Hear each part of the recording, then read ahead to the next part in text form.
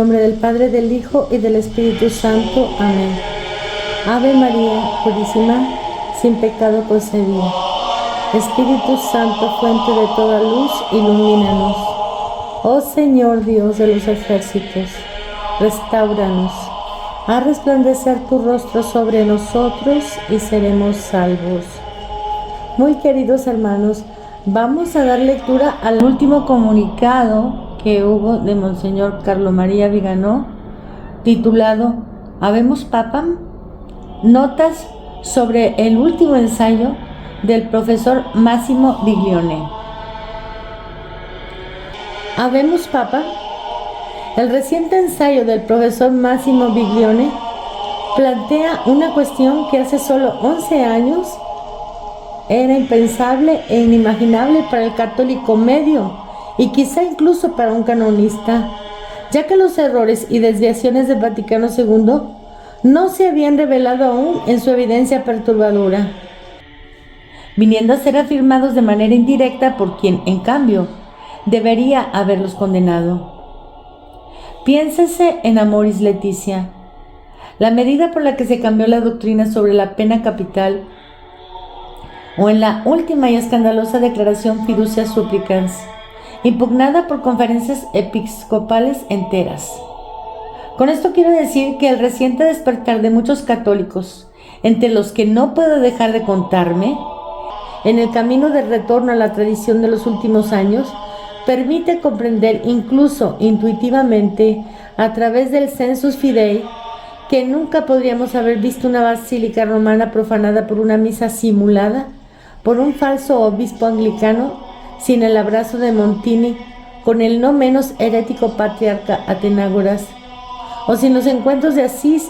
y las visitas a las sinagogas de Wojtyla y Ratzinger. Y que si hoy Bergoglio prepara el acceso de las mujeres al sacerdocio,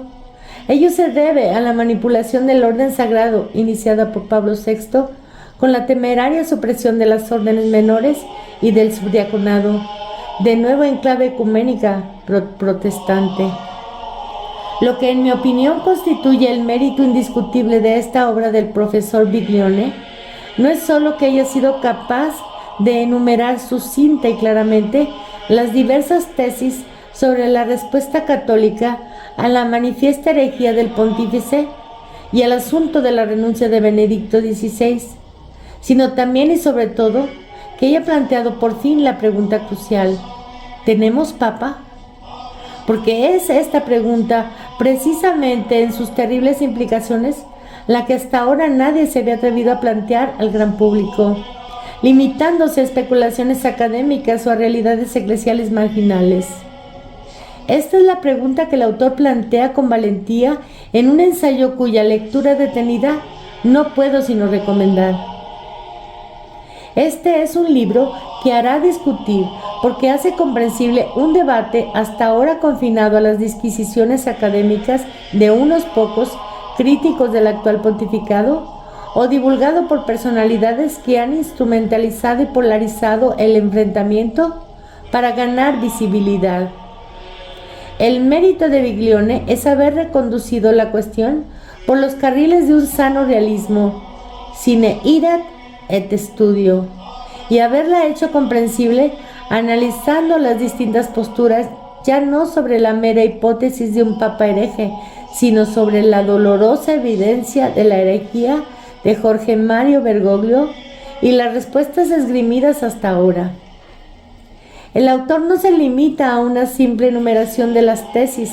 sino que muestra el carácter crítico de algunas y la plausibilidad de otras. Entre estas últimas se encuentra la que formulé sobre el vicio de consenso que haría nula la asunción del papado por parte de Bergoglio debido a una voluntad deliberada de apropiárselo para utilizarlo de manera contraria a los fines que le dio el divino fundador de la Iglesia, nuestro Señor. Otra tesis de gran valor y por ello acertadamente abordada por el autor es la del profesor Enrico María Radaelli sobre la anomalía de la renuncia y la invención del papado emérito. Comparto la persuasión de Biglione sobre la pertinencia y el rigor de este análisis sobre todo si se integra con el consensum vitium del sucesor de Benedicto XVI, como sugiere el propio Radaeli, y se lee a la luz del hegelismo dialéctico de Ratzinger.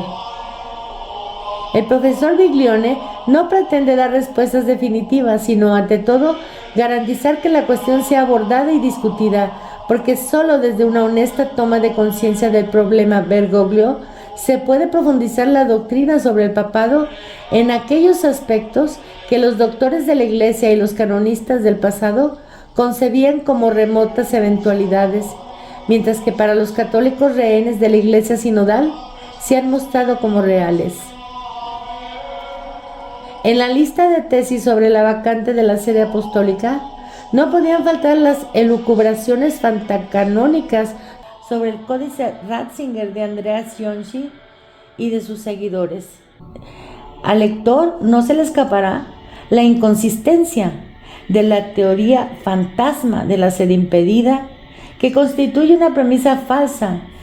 que invalida todo el razonamiento, además de arrojar, como señala el autor, sombras inquietantes sobre la honestidad y corrección en la actuación de Benedicto XVI.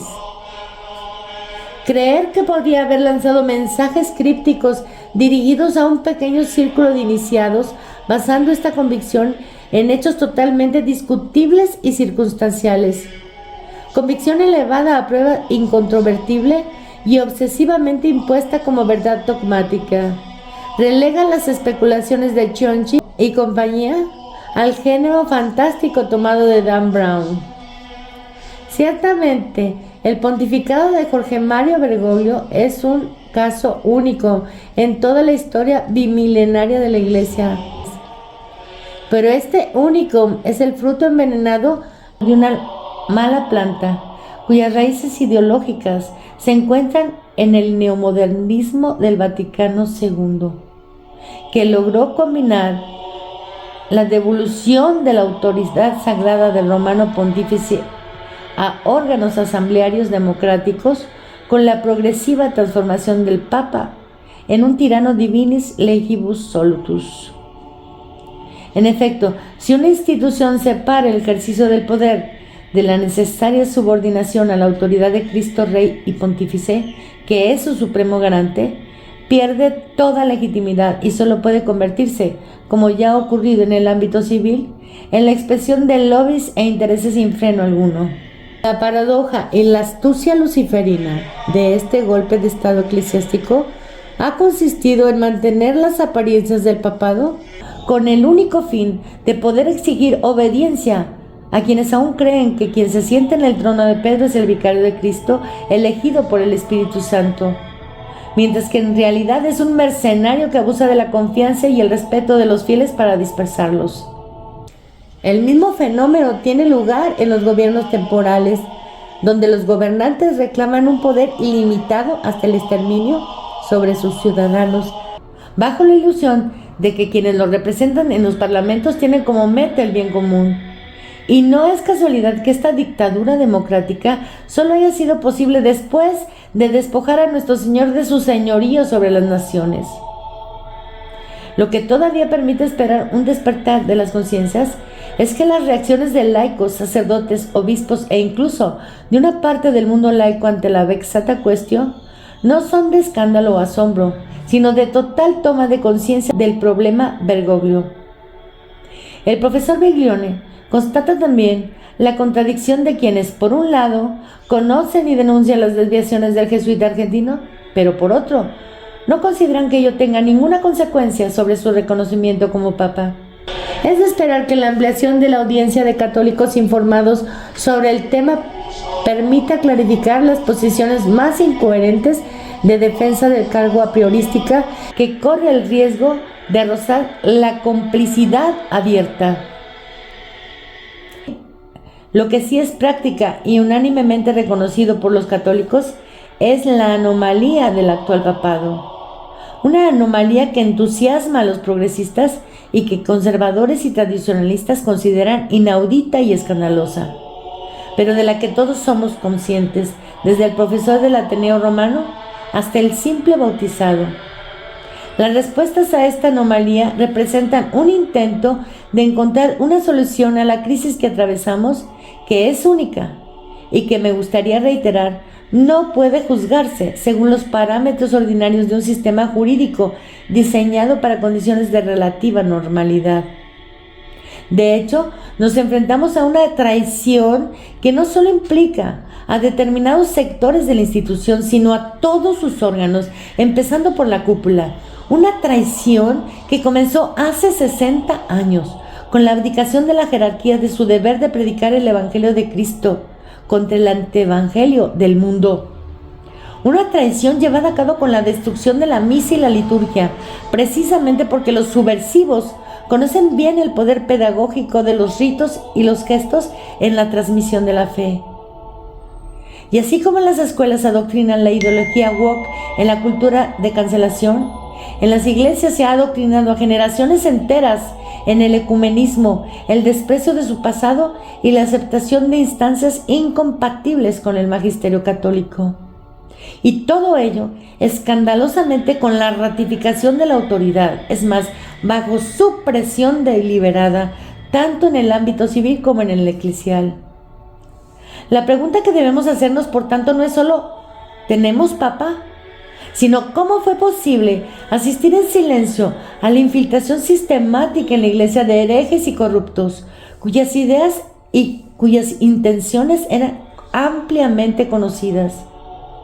¿Y cuál es la responsabilidad de la jerarquía, empezando por los papas del concilio, ninguno excluido, en esta sustitución poco meditada y ciertamente desastrosa? Sobre todo cuando el potencial destructivo de esta operación subversiva era evidente desde el principio y aún había forma de remediarlo. La reciente actuación de Jorge Mario Bergoglio es perfectamente coherente con la labor de erosión doctrinal, moral, disciplinar y litúrgica llevada a cabo desde el pontificado de Juan XXIII y nunca interrumpida, ni siquiera ante el desastroso vaciamiento de las iglesias, seminarios, conventos y escuelas católicas.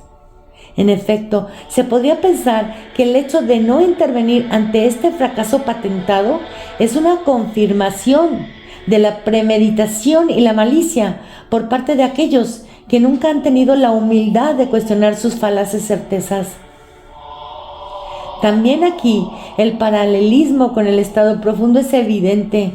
porque en ambos casos los objetivos declarados son mentiras que sirven para distraer el verdadero objetivo criminal e inconfesable. Si la disolución del Estado es evidente en la traición de los gobernantes y su servilismo al lobby globalista para reducir la población mundial y esclavizar al resto, no menos evidente es la disolución de la Iglesia en su componente humano, por supuesto, en la traición de la mayoría de la jerarquía católica, también servil a los mismos amos, para eliminar ese catejón 2 de Tesalonicenses 2:6 que impide que se manifieste el misterio de iniquidad. Como ya he mencionado, no estamos en una iglesia cuya jerarquía es católica y donde hay un papa que profesa la herejía, pero que al mismo tiempo tiene la sincera intención de pastorear el rebaño del Señor, sino ante una iglesia eclipsada por un golpe de estado en la que cada dicasterio, cada ateneo, cada seminario, cada diócesis, cada parroquia, cada convento está dirigido y gestionado por la Iglesia profunda, en el ostracismo y la persecución abierta de todo aquel que disiente, limitándose incluso al magisterio reciente sin cuestionar el concilio. Lo confirma la total autorreferencialidad del llamado magisterio de Bergoglio, reiterada con entusiasmo por el prefecto Tuccio. Basta con hojear las referencias a las fuentes en los documentos papales para comprender que la enseñanza de Bergoglio es, en efecto, deliberadamente nueva en comparación con la de sus predecesores inmediatos, pero solo en las modalidades de forzar, ya que los principios a los que Bergoglio se refiere constantemente son exactamente los mismos que los de los papas conciliares. Podríamos decir, para simplificar, que Bergoglio está a la altura del jacobino Robespierre, como Ratzinger a la del girondino Brissot, ambos, sin embargo, defensores de la revolución. Habemus Papam constituye una valiosa contribución a la comprensión de un fenómeno ya innegable,